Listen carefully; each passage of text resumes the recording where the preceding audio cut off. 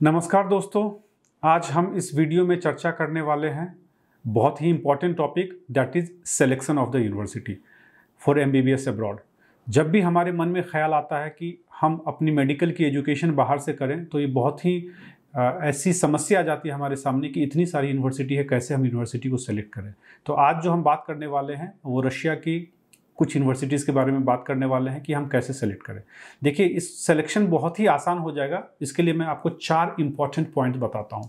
सबसे पहला पॉइंट ये है कि आप रैंकिंग को देखिए, यूनिवर्सिटी की रैंकिंग। रशिया की अगर मैं बात करूं तो रशिया में इंडियन एम्बेसी जो है उन्होंने एक रैंकिंग लिस्ट दिया हुआ है अपने ऑफिशियल वेबसाइट पे। बहुत ही आसानी से आप उसको ढूंढ सकते हैं और मैं आपको इसका लिंक नीचे डिस्क्रिप्शन बॉक्स में भी दे दूंगा, तो आप आसानी से उसको क्लिक करके आप उनके वेबसाइट पे जा सकते हैं। वहाँ पर उन्होंने रेटिंग दी हुई है, तो उसमें टोटल 2 ग्रुप में उन्होंने बांटा हुआ है।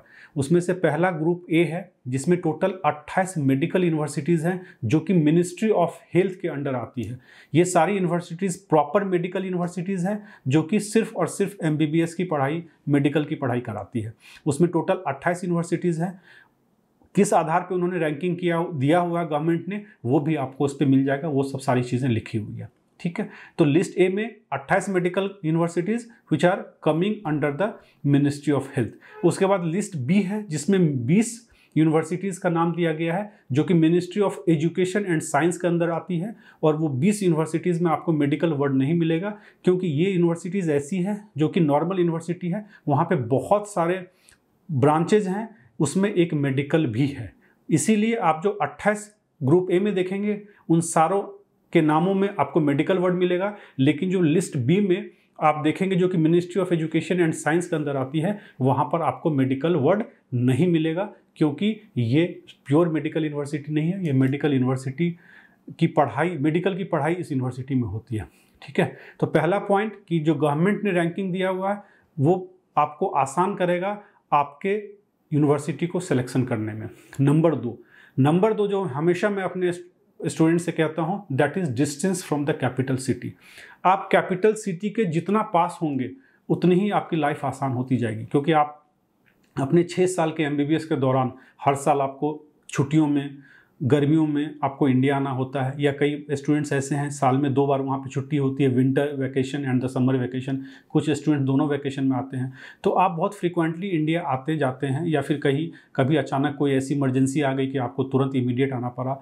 तो जितने भी यूनिवर्सिटी जो कैपिटल सिटी के आसपास है वहाँ से आना बहुत ही आसान होगा। तो कोशिश करें कि ऐसी यूनिवर्सिटी को सिलेक्ट करें जो 400-500 किलोमीटर के अंदर हो, ताकि वहाँ से आप मॉस्को जो कैपिटल सिटी है रशिया का वहाँ पहुँचें और वहाँ से फ़्लाइट लेके आप जल्दी से जल्दी इंडिया आ जाए।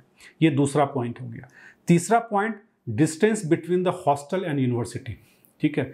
जो हॉस्टल है अगर यूनिवर्सिटी कैंपस में हो या फिर उसके कैंपस के बहुत आसपास हो तो भी आपकी लाइफ बहुत आसान हो जाती है, क्योंकि आपको पता है कि जो आपके बैचेस बनते हैं, ग्रुप में 13 से 14 स्टूडेंट का एक ग्रुप बनता है, बैच बनता है। और जो क्लासेज है वो सुबह शुरू होती है 8:15, 8:50, 9:15, सुबह 8 से 9 बजे क्लासेस शुरू होती है। 2 क्लासेस होती है 3 से 4 घंटे की, फिर 2 घंटे 2.5 घंटे का ब्रेक होता है। उसके बाद फिर वहाँ पे लेक्चर्स होते हैं जो कि 4 या 5 या 5:30 बजे लेक्चर ख़त्म होता है, फिर आप घर आ जाते हैं। तो अगर आपका जो हॉस्टल है अगर with in the campus located है या फिर उसके बहुत आसपास में है, तो आपके लिए प्लस पॉइंट क्या होता है कि सुबह आपने 2 क्लास किया, वापस अपने रूम पे चले गए, वहाँ पे अपना थोड़ा रिफ्रेश हो गए, कुछ खा लिया, रिलैक्स हो गए, फिर आप भाग के आ गए अपनी यूनिवर्सिटी में, फिर आपने आगे के 2 लेक्चर्स कर लिए और 5 बजे घर जाते हैं। तो फिर क्या होता है कि पूरे दिन आप एनर्जेटिक फील करते हैं। जब लेक्चर ख़त्म होता है उसके बाद आपके पास सफिशिएंट टाइम मिलता है ताकि आप अपने सेल्फ स्टडी को कर सकें, बाकी जो भी काम आपकी प्रायोरिटी की है। अगर वो हॉस्टल बहुत दूर हुआ, बहुत सारी ऐसी यूनिवर्सिटीज़ है जहाँ पर कि हॉस्टल 7, 8, 9, 10 किलोमीटर दूर है, तो उसमें स्टूडेंट्स मोस्टली क्या सोचता है कि 2-2.5 घंटे का हमारे पास ब्रेक है, मैं इतनी दूर जाऊँगा आऊँगा, एक तो हमारा टाइम लगेगा, दूसरा हमारा टैक्सी का आने जाने का किराया लगेगा। चलो ऐसा करते हैं कि टाइम पास करते हैं। कुछ बच्चे कैंटीन में बैठ के टाइम पास करते हैं, कुछ लाइब्रेरी चले जाते हैं। तो क्या होता है फिर उसके बाद आप अपने लेक्चर अटेंड करके शाम को 4, 5, 5:30 बजे जब भी आप अपने हॉस्टल अपने रूम पे जाते हैं तो आप इतना एग्जॉस्ट हो जाते हैं ताकि आपको अपने सेल्फ स्टडी करने का टाइम नहीं मिल पाता है और आपकी एनर्जी लेवल उतनी नहीं रहती है कि बाकी के काम आप कर सकें। तो ये जो है सो तीसरा पॉइंट है। और चौथा पॉइंट और आखिरी पॉइंट जो मैं बताने वाला हूँ, that is medium of instruction should be in English. आपको पता ही होगा गजट नोटिफिकेशन एनएमसी का, नेशनल मेडिकल कमीशन का, विच वॉज पब्लिश्ड ऑन 18 नवंबर 2021, 2021 का जो एनएमसी का गजट नोटिफिकेशन है, उसमें बिल्कुल क्लियर कट शब्दों में उन्होंने कह दिया है कि medium of instruction should be in English. जाहिर सी बात है इंग्लिश में पढ़ाती हैं, लेकिन जो यूनिवर्सिटी जितने पुराने समय से इंग्लिश मीडियम में इंडियन बच्चों को डील कर रही है, यानी कि इंग्लिश मीडियम में पढ़ा रही है, उनके पास सफिशिएंट मात्रा में लिटरेचर आपको मिलेगा, बुक्स आपको लाइब्रेरी में मिलेगी, अवेलेबल होगी, और प्लस उनके पास सफिशिएंट इंग्लिश टीचर होगी, इंग्लिश टीचर होंगे, ताकि आपको हर सब्जेक्ट प्रॉपर इंग्लिश मीडियम में पढ़ा सके, राइट।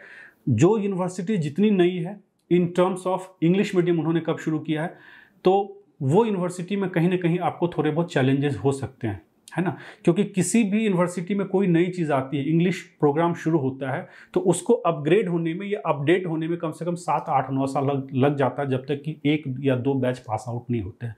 क्योंकि इंग्लिश टीचर, आपको पता है कि वहाँ पे थोड़ा सा मुश्किल है, क्योंकि वहाँ की जो लैंग्वेज है, लोकल लैंग्वेज, वो रशियन लैंग्वेज है। रशियन लैंग्वेज में बहुत सारे फैकल्टी अवेलेबल होती है, लेकिन इंग्लिश में फैकल्टी कम होती है। तो जब भी इंग्लिश मीडियम कोई भी यूनिवर्सिटी शुरू करती है, तो वो फैकल्टी को हायर करते हैं। तो इसीलिए मैंने कहा कि अगर साल, 2 साल, 3 साल से शुरू कर रहे हैं, तो उनमें कहीं ना कहीं थोड़ी सी दिक्कतों का सामना करना पड़ेगा। और वही अगर कोई यूनिवर्सिटी पिछले 12 साल, 15 साल, 18 साल, 16 साल से इंग्लिश मीडियम में पढ़ा रही है, तो वहाँ पर आपको कोई दिक्कत का सामना नहीं करना पड़ेगा, राइट। सो ये 4 पॉइंट्स हमने बताए हैं, बहुत इंपॉर्टेंट पॉइंट्स। अगर चारों पॉइंट्स को आप अपने दिमाग में रख के, अपने मन में रख के, तब अगर आप यूनिवर्सिटी का सिलेक्शन करते हैं, तो वह सिलेक्शन की प्रक्रिया आपके लिए बहुत ही आसान हो जाएगी, और आप अपने लिए परफेक्ट यूनिवर्सिटी और परफेक्ट डेस्टिनेशन को चूज़ कर सकते हैं। So thank you very much. Next video में मैं किसी और टॉपिक पे बात करूँगा। So till then, bye bye, thank you very much.